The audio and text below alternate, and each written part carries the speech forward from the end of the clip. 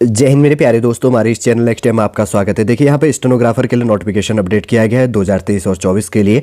जो भी आपके फॉर्म भरने के लिए इंपॉर्टेंट इन्फॉर्मेशन होगा सॉलिड रूप से इस वीडियो के अंतर्गत हम जानेंगे। इससे पहले हम आगे बढ़े, यदि आपके द्वारा हमारी इस चैनल नेक्स्ट टाइम को सब्सक्राइब नहीं किया तो सब्सक्राइब कीजिए तथा बेल आइकन को प्रेस कीजिएगा, ताकि जो भी कंटेंट जो भी इन्फॉर्मेशन हमारे द्वारा आपके लिए प्रोवाइड किया जाता है तो उसका नोटिफिकेशन आपके पास समय पर उपलब्ध हो जाएगा। यहाँ पर लिखा है जैसे ग्रेड सी हो गया stenographer limited departmental competitive examination 2023-24। Date of submission of online application की बात करेंगे तो 9 जनवरी 2024 से स्टार्ट हो चुका है। लास्ट डेट है 29 जनवरी 2024 और schedule of the computer based examination 29 यहाँ पर बात करेंगे तो 29 मई 2024 को आपका एग्जाम हो जाएगा। ये चीज़ भी आपको ध्यान में रखनी है। अगर वैकेंसी की बात करेंगे तो 2023-24 बेस में सबसे पहले है सेंट्रल सेक्रेटरीट स्टेनोग्राफर सर्विस के लिए। सेकंड नंबर की बात करेंगे तो election commission of Indian stenographer service के लिए। थर्ड नंबर की बात करेंगे तो railway board secretariat stenographer service के लिए। फोर्थ नंबर की बात करेंगे तो आर्म्ड फोर्स इसके अंतर्गत पे हेडक्वार्टर स्टेनोग्राफर सर्विस के लिए। 5 नंबर की बात करेंगे तो इंडियन फॉरेन सर्विस ब्रांच के लिए स्टेनोग्राफर के लिए है। और 6 नंबर की बात करेंगे तो सेंट्रल विजिलेंस कमीशन के लिए। और 7 नंबर की बात करेंगे तो नेशनल टेक्निकल रिसर्च ऑर्गेनाइजेशन के लिए यहाँ पर वैकेंसी इंक्लूड किया गया है। जैसे यहाँ पर बात करेंगे तो 2023 के लिए है tentative vacancy for the recruitment. Yes 2023 के लिए सेंट्रल सेक्रेटरीट स्टेनोग्राफर सर्विस के लिए 27 पोस्ट है। Armed force headquarter stenographer service के लिए अनरिजर्व में 6, SC के लिए 3, ST के लिए 1 है। टोटल 10 पोस्ट होंगी। फोर्थ नंबर की बात करेंगे यहाँ पर जैसे कि यहाँ पर रेलवे बोर्ड और सेक्रेटरीट स्टेनोग्राफर सर्विस के लिए यहाँ पर कोई वैकेंसी नहीं है, इसे ध्यान रखना, ठीक है। इंटीमेट लेट की बात कही है।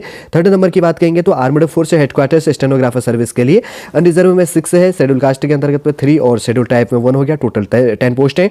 फोर्थ नंबर का है election commission of Indian stenographer service के लिए 2 वी इंटीमेट लेट की बात करेंगे। फिफ्थ नंबर की बात करेंगे इंडियन फॉरेन सर्विस ब्रांच के लिए स्टेनोग्राफर के लिए अनरिजर्व में 3 पोस्ट है।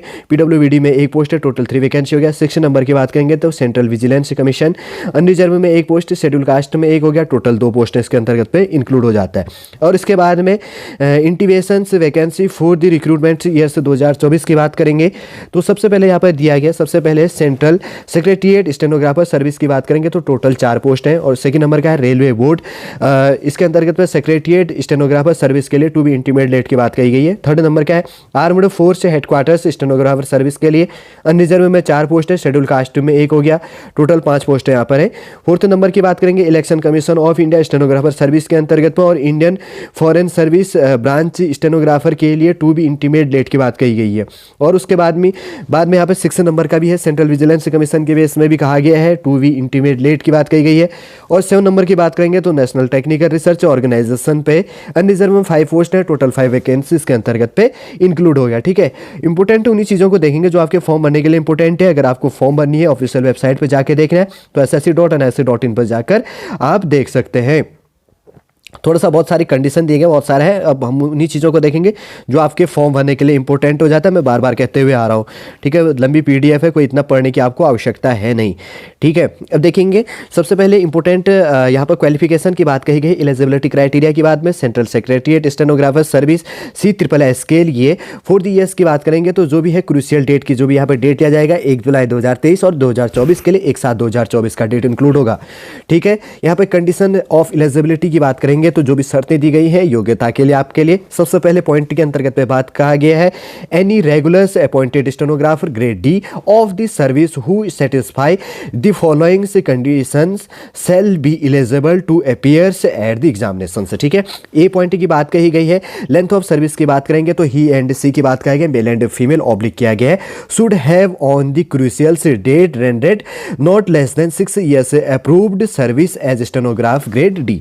उसके बाद में नोट क्या कहा गया है, stenograph grade D who are the deputations की बात कही गई है to the ex cadres post with the approval of the content की बात कही गई है। Authority and those have a line in stenograph grade D of the service will be eligible to be admitted to the examinations if otherwise eligible, provided that if the officials had been appointed to stenographer grade D of the central official secretariat stenographer service on the result of the competitive examination including a limited departmental competitive examination in the result of such examination should has been announced not less than 6 years before the crucial date and the official should have rendered not less than 5 years approved and continuous service in the grade base के अंतर्गत पे इस second B point की बात कही गई है computer literacy के अंतर्गत पे any stenographer grade D appearings in the limited departmental competitive examination for promotion to personal assistants shall be required to इसके अंतर्गत ट्रांसक्राइब की बात कही गई हीज एंड हर की बात कही गई short hand notes on computers और उसके बाद में सेकंड नंबर की बात कही गई है इंडियन फॉरेन सर्विस बेस के अंतर्गत पे ब्रांच स्टेनोग्राफर सर्विस के लिए वही है 2023 के लिए 1 जुलाई 2023 और 1 जुलाई 2024 का डेट है। एलिजिबल क्राइटेरिया एज पर आईएफएस ब्रांच बी रूल के लिए 2017 के लिए the candidates who have rendered not less than 6 years approved service की बात कही गई and undergone and successful completed such mandatory training programs as may be prescribed by the Ministry of External Affairs provided that eligibility की बात कही गई है service for the इसके अंतर्गत है above purpose shall continue to be 5 years approved service for personal holding stenographer persons है, ठीक है ना, पर्सनल नहीं है, persons holding stenographer grade D post on regular basis before the date of commencement की बात कही गई है और फॉर दीज रूल की बात ही, ठीक है, कंपनसमेंट ऑफ दीज रूल्स। और उसके बाद में थर्ड नंबर का है armed force headquarters stenographer service के लिए डेट वही है 2023 के लिए 1/7/2023 और 1/7/2024 ये NDC should have on the crucial date rendered not less than 3 years approved and continuous service in grade D की बात कहेगी of the service provided that if he and she had been appointed to grade D of the armed force headquarters stenograph service on the result of the competitive examination including of limited departmental competitive examinations the result of such examinations should has been announced not less than 3 years before the crucial date and the candidates should have rendered not less than 2 years approved and continuous service in that grades। उसके बाद में railway board secretariat stenographer service base के अंतर्गत पर भी वही है 1/7/2023 और 1/7/2024 बेस के अंतर्गत पे the candidates on the crucial date should have rendered not less than 6 years approved service as stenographer grade D. Notes की बात कही गई है stenograph grade D who are on deputations on the ex कार्ड post with the approvals of the इसके अंतर्गत कंप्टेंट authority and those having lines in stenograph grade D of the service will be eligible to be admitted की बात कही गई है to the examinations if otherwise eligible provided that if the officials had been appointed to the stenograph grade D of the RBSS service on the result of competitive examination including a LDC the result of such examinations should has been announced not less than 6 years before the crucial date and the officials should have rendered not less than 5 years approved and continuous service in that grade provided further that eligible service shall continuous to be 3 years of approved service for officials holding stenograph grade D post on regular basis before the date of compensation की बात कही गई है of the rules।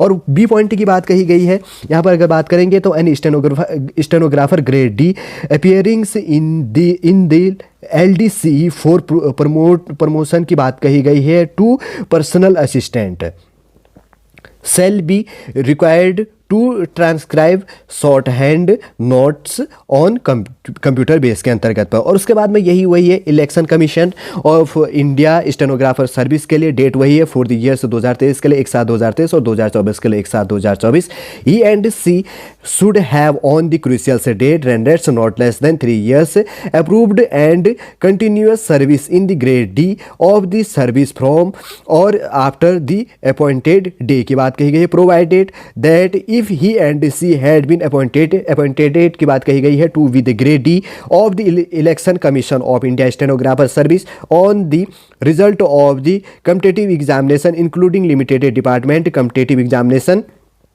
The result of such examination should have been announced not less than 3 years before the crucial date, and the candidates should have rendered not less than 2 years approved and continuous service in the grade।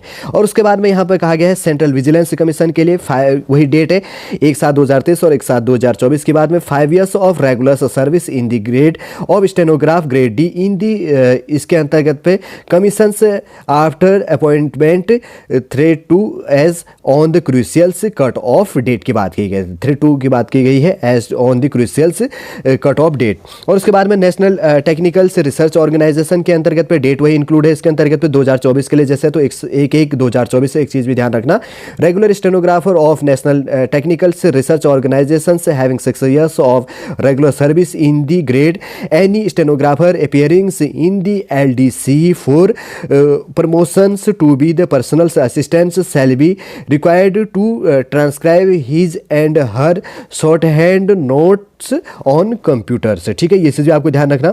Notes की बात कही गई, इसके अंतर्गत में notes भी थोड़ा सा आप पढ़ लेना, बहुत सारा यहाँ पर बात कही गई है। एज लिमिट की बात करेंगे तो कैंडिडेट का जो एज लिमिट है इस बेस के अंतर्गत पे candidate should not be more than 50 years of age for the recruitment years 2023 and 2024 के बेस के अंतर्गत में on the respective crucial cut off date intimate by their service और कार्डर के अंतर्गत पे। ठीक है, और जिसमें एज कैटेगरी है तो छूट दिया जाएगा, जैसे शेड्यूल कास्ट और शेड्यूल टाइप में 5 years में है, जैसे यहाँ पे डिफेंस पर्सनल डिसेबिलिटी बेस के अंतर्गत पे नॉर्मल है तो 3 years का, डिफेंस पर्सनल डिसेबिलिटी बेस के अंतर्गत पे है शेड्यूल कास्ट और शेड्यूल ट्राइब के लिए तो 8 years का यहाँ पे एज लिमिट में भी छूट दी जानी है। ये चीज़ भी आपको इसके अंतर्गत पे ध्यान रख लेना होगा। ठीक है, बहुत सारे की पॉइंट हैं, शॉर्ट को हम इसके अंतर्गत पे जान रहे हैं। इसके मॉब एग्जामिनेशन की बात करेंगे तो जो यहाँ पे कंप्यूटर बेस आपका पार्ट फर्स्ट में एग्जाम होना है, जनरल अवेयरनेस के अंतर्गत पे 100 क्वेश्चन 100 मार्क्स, और इसके अंतर्गत पे comprehension and knowledge of English language की बात करेंगे 100 क्वेश्चन 100 मार्क्स 120 मिनट के अंतर्गत पे आपको सॉल्व करना है। पार्ट बी के अंतर्गत पे यहाँ पे क्या है, स्टेनोग्राफर बेस के अंतर्गत क्या है, थोड़ा सा पढ़ लेना, बहुत सारा यहाँ पे स्किल टेस्ट जो चीज़ लेनी है मैं यहाँ पर शॉर्ट में बता देता हूँ। स्टेनोग्राफर ग्रेड सी के अंतर्गत पे इंग्लिश जैसे टाइम ड्यूरेशन की बात कही गई इन मिनट्स के अंतर्गत पे 40 मिनट के अंतर्गत पे time duration in minute for the candidates eligible for scribe as per para के अंतर्गत ओवर पैरा पॉइंट दिए गए 55 यहाँ पे है, जैसे 40 मिनट के एवरेज के अंतर्गत पे। उसके बाद में स्टेनोग्राफर ग्रेड सी के अंतर्गत पे हिंदी का है तो 55 मिनट का है ड्यूरेशन, और उसके बाद में टाइम ड्यूरेशन की बात जो इसके अंतर्गत पे कही गई है तो 75 मिनट इसके अंतर्गत पर भी इंक्लूड हो जाता है।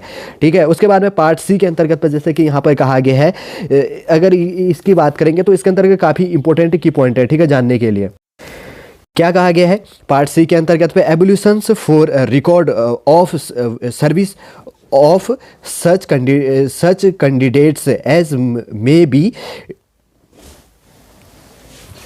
decided by the commissions at its decisions on the basis of the performance in computer based mode examination and stenographer skill test carrying a maximum of 100 marks के बेस के अंतर्गत आपका क्या होना है पार्ट सी के अंतर्गत पे। ठीक है, इवोल्यूशन जैसे मैं वापस पढ़ के बता देता हूँ, एक बार शॉर्ट देख लो। Evolution of record of the इसके अंतर्गत पे service of such candidates as may be decided, जो डिसाइडेड होना आपका निर्णय होना है तो 100 मार्क्स के बेस के अंतर्गत पे यहाँ पर पार्ट सी के अंतर्गत पे होना है। ठीक है ना, जैसे यहाँ पर सिलेबस दिया गया जनरल अवेयरनेस बेस के अंतर्गत पे comprehension and knowledge of computer language की यहाँ पर बात कही गई है, और रिसोल्यूशंस ऑफ द टाइप के इस बेस के अंतर्गत पे कोई है नहीं। यहाँ पे जनरल इंस्ट्रक्शन बेस दिया गया है कैंडिडेट्स के लिए कि क्या चीज़ आपके पास में होनी चाहिए।